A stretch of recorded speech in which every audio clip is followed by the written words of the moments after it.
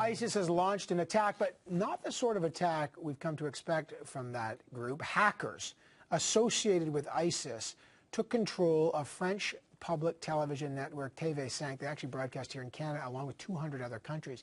This is a massive cyber attack. They brought down a major broadcaster's airwaves, their social media accounts, their website, and they put up this black screen posting on the website.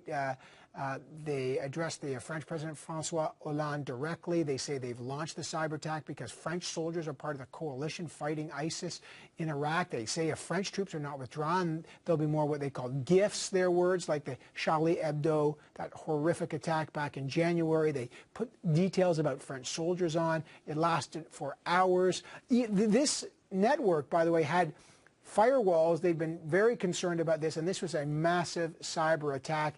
Is Canada doing enough to protect the country against this kind of cyber attack? What does it say? Not only that, ISIS militants have taken control of a major Palestinian refugee camp near Damascus in Syria. Thousands of refugees in Yarmouk are now under ISIS's brutal control. People are starving to death in the streets, and the UN agency charged with protecting these Palestinian refugees have their hands tied. They're sounding the alarm, and they need money. The problem is Canada cut $30 million in funding for that very agency. We're trying to find out why will Canada restore the money now that the refugees are experiencing brutal attacks from ISIS. Joining me now, James Bezan, the Parliamentary Secretary to the Minister of Defence. He's in the PED tonight.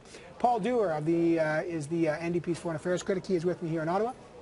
And back for double duty in Vancouver is Joyce Murray, the Liberals' defence critic. Mr. Bezan, let me start with the cyber attack, and I'll get to the Yarmouk situation, which is horrific. Hackers took control of this French network, TV5, bringing down the website, the social media. Look at this stuff. How sufficient are the protections in place to stop this from happening in Canada? Well, as you know, Evan, we announced $245 million into cybersecurity. It's the first government in Canadian history to actually set up an overall national program and plan to ensure that we can protect ourselves. CSEC, of course, is the organization that is responsible for dealing with a lot of this cybersecurity. And this, again, just goes to the point to show that ISIL is extremely sophisticated. They have the ability to inspire those that are quite knowledgeable in computer systems and software systems, that they're able to take control of the social media sites of the television station in France. All right, just real quick, how concerned are you that this kind of thing could happen, a cyber attack here in Canada? Well, we've faced cyber attacks in the past from other sources, so we were expecting this, and but we are prepared, and we'll deal with this as this continues to evolve. Has there ever been an attempt by ISIS for a cyber attack here in Canada? I couldn't speak to that as fact, but I know that we are concerned because of what they've been able to do already through social media, what they've done in their sophistication, in their technology, and the way they've been promoting their message. So it's not at all a surprise to us that they've been able to hack in to a television station in France. This is a massive cyber attack. What message does it send for you about the sophistication of this ISIS group or a group associated with ISIS, Mr. Dewar? Well, we're seeing this with ISIS, but we're seeing that generally speaking with other groups. One of the things I want to bring back to what James just said, though, is that the government's been criticized for the lack of investment on cybersecurity, and it was by the Auditor General. We've had attacks 2014, 2011. National Research Council. Absolutely, and we at one point we had public servants having to go to cafes here in Ottawa because their workplace wasn't secure. So the amount that was mentioned by James is over 7 years. What we need to do is get hold of this right now, and it's not just about CSEC. CSEC has a certain job to intercept and to look at the noise, if the traffic that's going on amongst those who are involved or threats of terrorists. What we're talking about here is the actual protection of our assets here. So it's a bit of a different equation. I think we need to do a lot more, and it's a wake-up call for everyone. Yeah, I think it's $240-odd million, and the Auditor General had said they need more quicker on that. Joyce Murray, what's your take on the message this sends about the sophistication of ISIS and the vulnerability of Canada? It's a wake-up call. I mean, we've been being alerted for a number of years that cyber attack and cyber warfare is the emerging major concern that countries, not just Canada, but the United States and others, are really not prepared for properly and don't have a holistic strategy in which academics and the business community and our security agencies like CSE and governments and provincial governments are working together and mapping out a set of things that need to be done to secure our networks and secure our infrastructure in our country. So I think this is a reminder that it's time to really take this seriously and do a thoughtful, integrated approach to cyber defense of Canada. Now as Canadian jets for the first time bomb inside Syria, ISIS targets, ISIS has now seized this Palestinian refugee camp. It's near Damascus. It's called Yarmouk.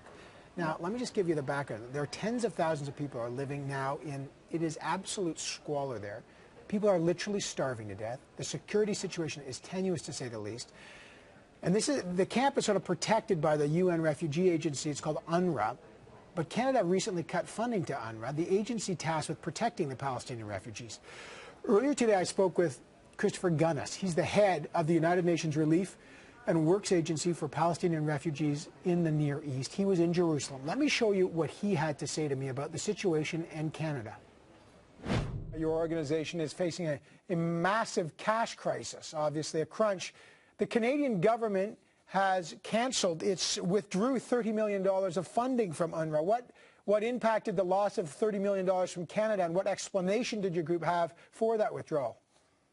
Well, it is a huge, huge crisis for UNRWA. We are facing a structural deficit in our core programming of over $100 million.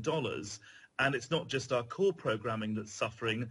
Our emergency programming is suffering inordinately. So, for example, in Syria, even before this appalling crisis in Yarmouk, we were having to scale back on our cash assistance because so many of our installations have been so badly destroyed and damaged by the conflict. It's mainly cash that we hand out. Now, last year, we had so little funds, we were reduced to handing out 60 cents per refugee per day. Now, imagine what it's like living on 60 cents a day, and that is a direct result of the financial crisis that UNRWA is being put through. Why did Canada withdraw that $30 million? What explanation did they give you?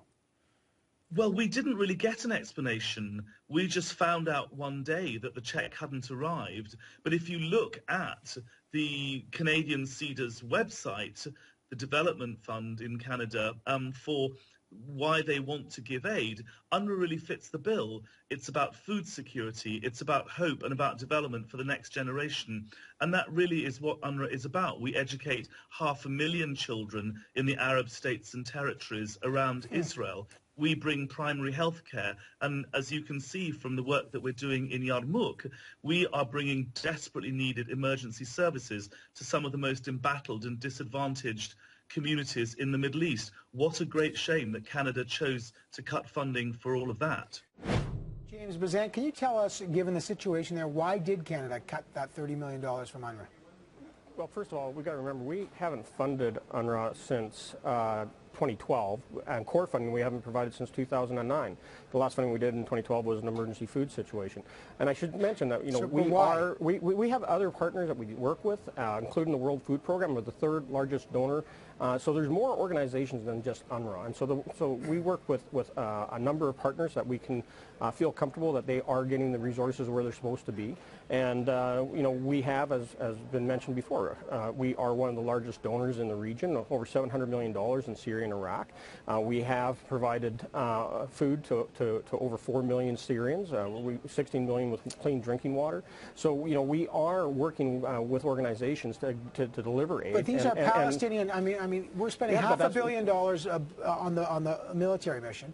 Here's Palestinian refugees. Canada used to fund them, and I know the funding stopped in 2012, but they don't have an explanation for it. Now they're at the mercy of ISIS in there, and we understand even barrel bombs, these horrific bombs from the Assad regime. These are Palestinian refugees. The UN is in there. They want some money. Why not? Obviously the organizations that the government is choosing to support are not helping these particular people. Why not these people? Well, I'd say that right now the situation around Damascus, especially with the barrel bombs, with ISIL and others fighting on the streets, you can't really deliver any aid when you don't have security. So we're going to continue as we just did. But look at as we just did. We have to make sure we degrade ISIL and its capabilities. They're taking more territory in Syria. That's one of the reasons why Parliament decided to extend the mission, expand the mission into Syria. And so the bombings that happened yesterday helped degrade the overall capabilities of ISIL and the major garrison that they have. To jump in. Well, James is, I guess he's displaying how wrong-headed this government is when it comes to dealing with the situation there. Look, first of all, he hasn't explained why we defunded UNRWA. I'll tell you why. Because the Palestinians actually went forward and put an application to become observers at the UN. And this was a punishment. Well, then why did you? Why don't you provide us the explanation why you defunded UNRWA? So, well, let's find out. Core funding stopped in 2009, then full funding stopped in 2012. Why did it stop? Look, there's all sorts of reasons. We want to make sure that the money that we're providing is going to the maximum benefit of the refugee. We don't like seeing money being burnt up in administration. We don't want to see money being misappropriated and used for things that teach things like jihadism. So we want to make sure. So they're supporting jihadism, UNRWA now. Is that your point? There's been talk that if you look at their education, if you look at their education system in the Arab world, sometimes they have a delivery of programs that do not fit with Canadian values. So we're going to make sure that the values that we have are delivering the dollars. Remember, we're dealing with taxpayers' money here, Paul, and so we have to make sure that they're going to the maximum benefit. Why we're spending $500 million on a bombing campaign in Syria, and we can't afford to spend a couple of million to help the people in Yarmouk who right now can get support, who can get support through UNRWA, and this government, because it's ideologically so determined to punish people because of their ideology, in this case the Palestinians. Absolutely. You just declared it that somehow UNRWA is involved with jihadism. James, give your head a shake. What I'm saying is if you look at the education system that they have. I didn't.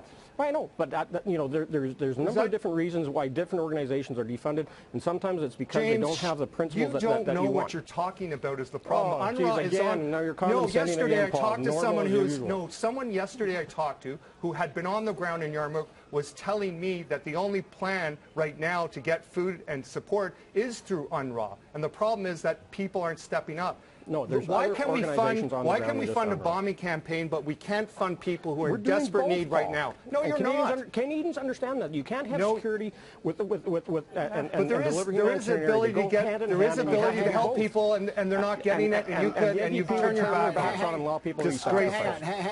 Let me bring in Joyce Murray. There has been, by the way, controversy in the past about UNRWA. In fact, in 2009, it was different. Hamas was protesting UNRWA because they were teaching a course about the Holocaust, UNRWA.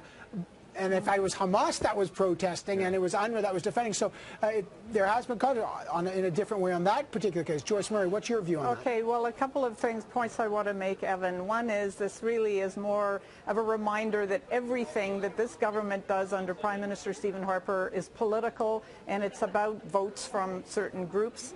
Secondly, they've reduced the funding for foreign aid substantially from 0.35% of GDP when they came into power down to 0.27% in order to be able to fund, tax breaks for wealthy families. They've cut things that they shouldn't.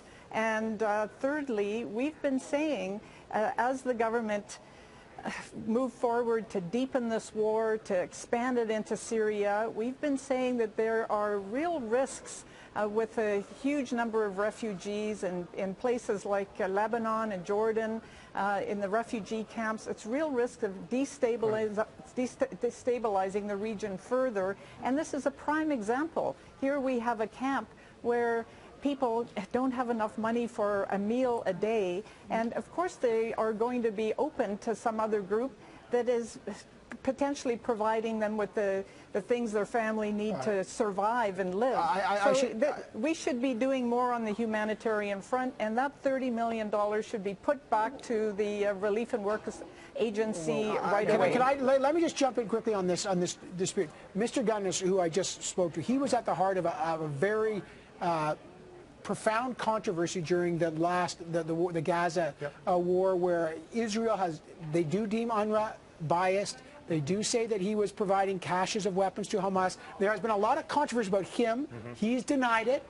But they have been, there's there's a huge source of controversy about that organization, and governments can choose to support it or not. What's your take on that? Well, I go by evidence. Look, Evan, I mean, there's controversy with, you know, what happened this past summer in Gaza. Absolutely, there's controversy, and right now Gaza is still broken, and I don't see people rushing to help to fix it. Around UNRWA. I know. Okay. I'm just saying there was controversy, but with regards to what we're talking about right now, is UNRWA is the game in town with Yarmouk to help people, and this government has denied to fund UNRWA in the past, and they're continuing down that path, and it's having an effect on people.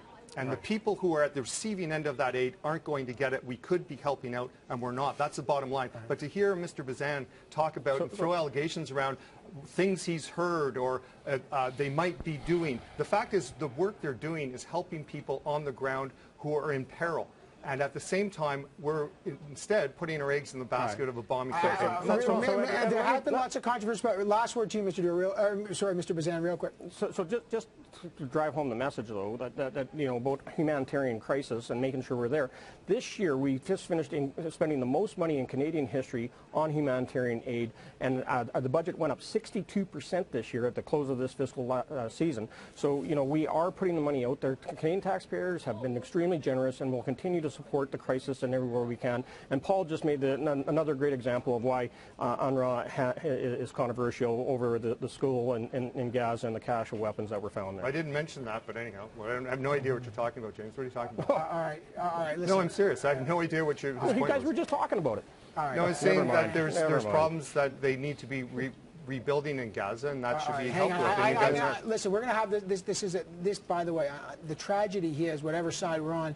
This situation in Yarmouk is going to continue. We're going to continue to follow it closely, and we'll have our MPs on to continue this very important debate. James Bezan, Paul Dewar, Joyce Murray. Always good to have the three of you on. Thanks so much. Thank you. Thank you.